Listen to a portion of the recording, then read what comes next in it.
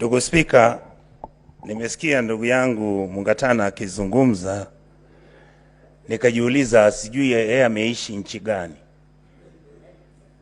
Kwa sababu ndugu Spika, sababu huu mswada umeletwa hapa si eti ni mswada ambao unamkataza mwananchi wa kawaida ama kiongozi yule ambaye ana hela ya kulipa ama asaidie mahali kuna ugumu atoe hiyo hela.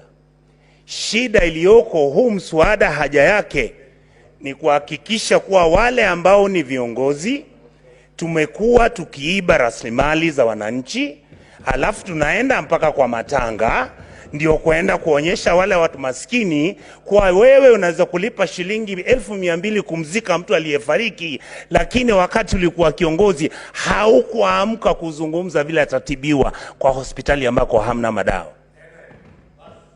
Sheria ambayo tunataka kubadilisha ni kutoa ufisadi kutoka kwa kusaidia watu maskini, kwa sababu vile tunavyosaidia watu maskini tuna pretend kuwa tunawasaidia, lakini hatusuluhishi yale mashida ama zile shida ambazo nchi yetu inazo.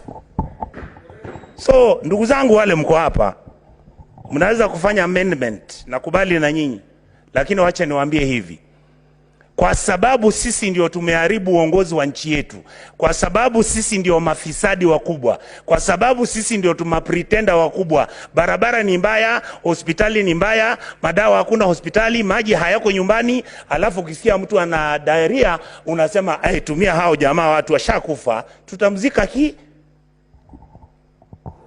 Ningependa kuwauliza nyinyi viongozi hapa, huu mswada uendelee hivyo hivyo, tutoe ufisadi kutoka kwa kusaidia mtu maskini, ili ukitoa pesa kanisa ama ukitoa pesa kwa mchango, tumia Safaricom na useme hiyo pesa ulitoa wapi, ukaleta kunitolea wakati nimefariki, kwa sababu wakati ambako nilikuwa mgonjwa hakukuwa na madawa. Asante ndugu Speaker. Senator Boni. Thank you, Mr. Speaker. Mr. Speaker, taking over from where the Senator of Kisii has left, I want to remind colleagues that this is our baby. When we rose to respond to the disaster of the Gen Z, one of the things we resolved upon in this House, in that great debate that we had never seen before, was that we had to address the displeasure by the young people on how we spend all our time showing off opulence, choppers, vehicles that cost over 51 million shillings. And the youth, because they are better educated than what our generation was at their time, they are able to relate your income to what you contribute in Harambee. So we said, let us regulate this. The intention of this bill, and I want to urge colleagues, let us read it. The intention is not to abolish Harambees. The intention is to sanitize. The intention is to make it decent. The intention is to make sure that we don't hide in Harambees to practice corruption. How can you accept the fact that you are taking your ill-gotten money to a funeral of a mass accident like the one we had in Ekolomani at Iko River, Lukose? You take those millions, and yet the reasons why the accident took place is the bad state of the roads. If you had a dual carriage from Nairobi to Kakamega to Busia and Uganda, the accidents that take place on these roads would be cut by over 80%. So, Senator Mungatana, thank you very much for your passion. But the point is, don't give us money which you have stolen, which would have fixed the roads, and those bad roads have caused us to die. Don't bring us that money. Allow the police to come after you so that you can be brought to order. What is your point of order, Senator Mungatano? Did you?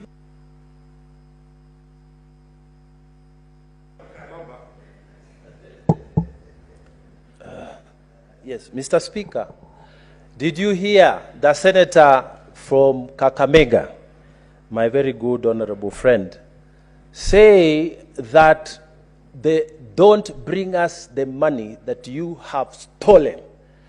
Mr. Speaker, is it a presumption that every person who actually, out of his good heart, or out of the problem that is there, and I'm speaking from about my county, Mr. Speaker, I don't know, Kakamega, maybe they are rich, Mr. Speaker. People are dying of hunger. If you get something and you want to help, is it a presumption, Mr. Speaker, that the people who are helping, the teachers, the doctors, the more prosperous farmers are thieves? Mr. Speaker, can Mr. Khalwale, Honorable Khalwale, my very good friend, please stop playing to the gallery and address the issues? I don't think that is a correct statement, Mr. Speaker. Honorable Mungatano, I don't think the Honorable Senator for Kakamega meant what you've just said. Indeed, if you remember during the debate on the state of the nation, none other than honorable senators were of the view, and that was after listening to the general public, that there could be dirty money that gets its way into the Harambees. And therefore, it's important to bring transparency in the Harambees. It's decent to bring some accountability in the way we do these Harambees. And out of that concern that the House had, and in fact, this House went to resolve certain actions to be taken. One of them is basically to legislate and bring sanity in the Harambee space. So yes, there's that general perception, and not everybody who contributes in Harambee is a thief. But as you know, if I might use a Kiswahili saying, samaki moja kioza, bahari mzima imeoza. So this particular piece of legislation is to address that particular one thief and leave there 1,000 wonderful people.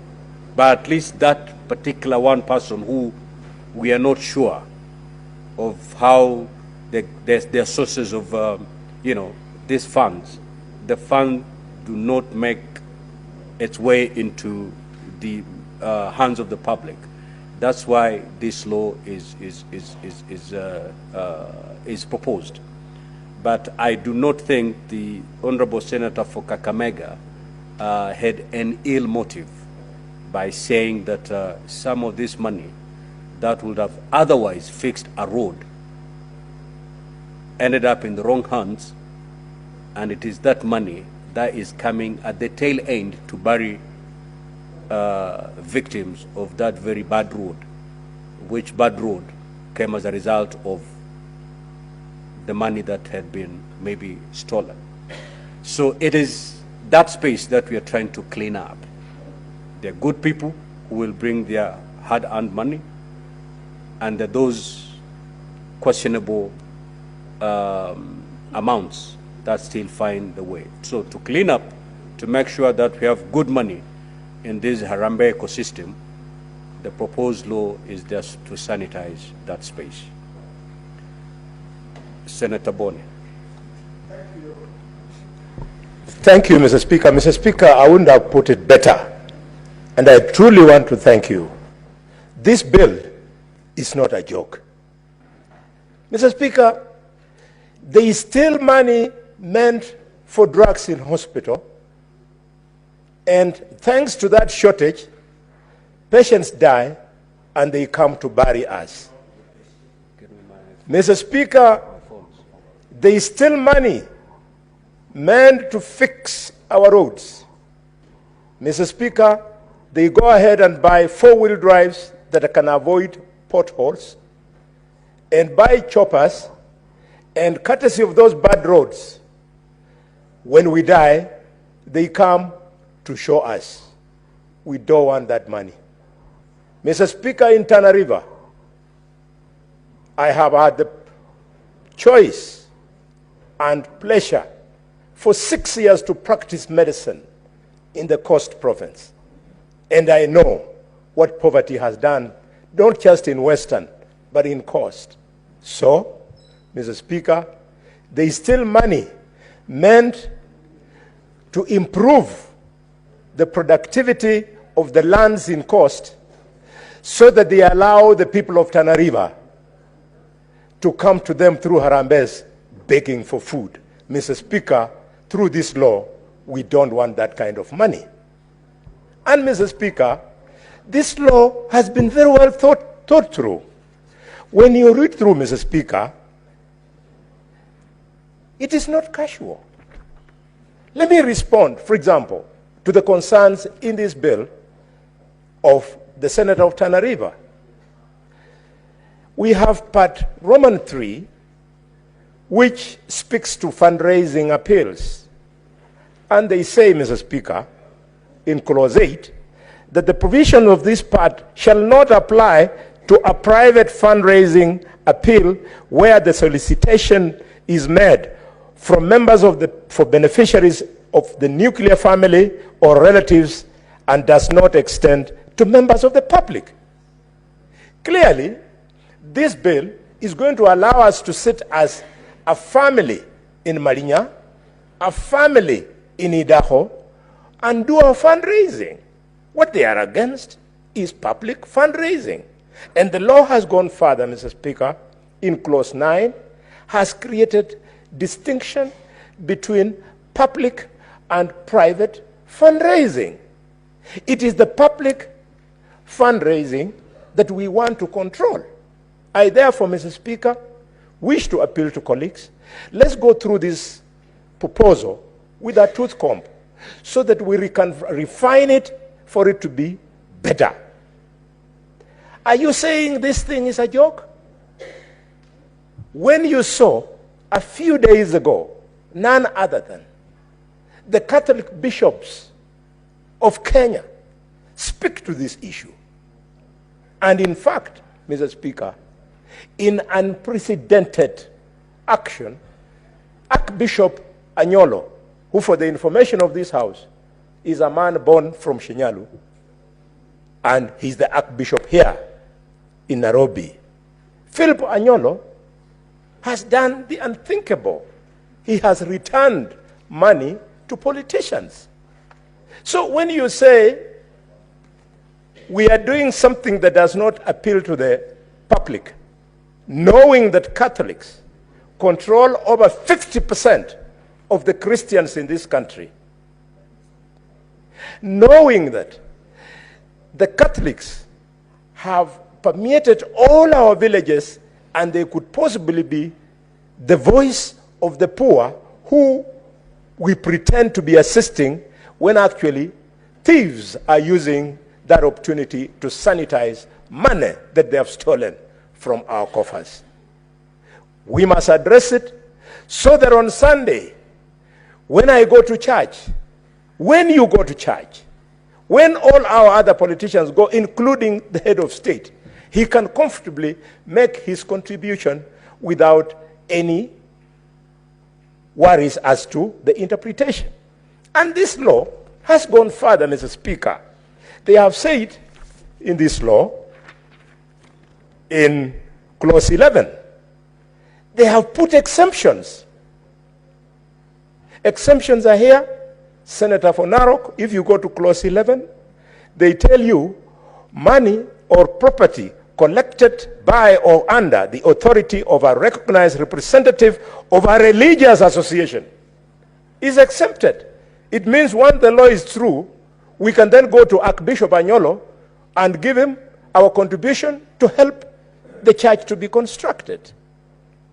I would be the last person, Mr. Speaker, to fight the Harambee spirit. Because if it had not been for the 100 shillings in 1976, which Mwirizali Halanganga gave me as a contribution to my Harambee, I would not have finished my education in Musingo High School. Mr. Speaker, Musingo High School, one of the top schools in this country, was started by the spirit of Harambee. Shibwe Hospital today, which I have created from a dispensary, that dispensary was started by Harambee. So Harambee is good, but unregulated, you leave it to where you see people using it to sanitize the money they steal from us.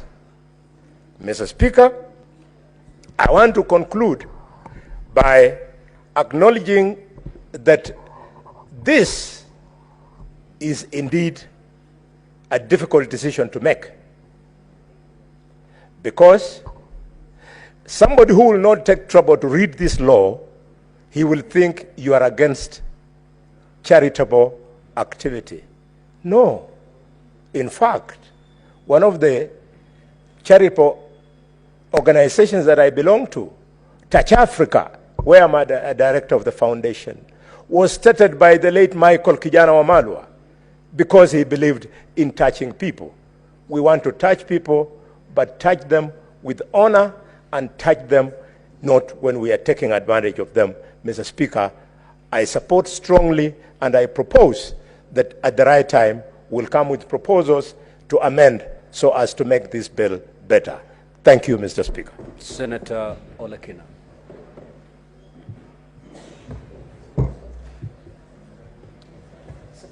Mr. Speaker, let me begin